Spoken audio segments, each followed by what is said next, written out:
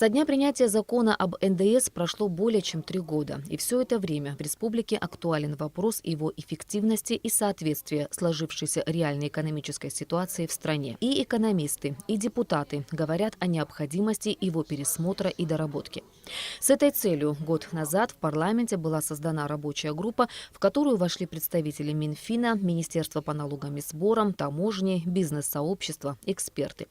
И вот подготовлены 2 документа. Предложение по изменению действующих правил и ставок по НДС от Института экономики и права и от Центра стратегических исследований при президенте Абхазии. Предлагается на все виды продовольственных товаров первой необходимости 0%, лекарственных препаратов и оборудование по перечню, определяемым Кабинетом министров Республики Абхазия в соответствии с товарной номенклатурой, последующим утверждаемым парламентом. 5% на все виды продовольственных и промышленных товаров, не производимых в Абхазии, также определяемых перечнем Кабинета министров, утверждаемым парламентом. В целях создания равных конкурентных условий для налогоплательщиков НДС, это Кабинету министров и Гостаможенному комитету необходимо принять оперативные меры по пресечению завоза неучтенных товаров.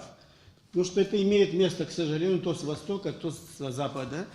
Это как раз создает, то есть это разрушает конкурентную борьбу и проигрывает те добросовестные налогоплательщики, которые исправно платят налог, а другим или предоставляются отсрочка платежей на длительный срок, или налоговые льготы. Или таможенные льготы тоже могут предоставляться. Кратко наше видение мы изложили. Этот документ, он открыт к обсуждению. Те условия, которые мы там прописали, еще раз повторяюсь, на наш взгляд, мне кажется, это достаточно приемлемые условия. И будет при этом соблюден один из основных принципов налоговой системы – справедливость налогообложения.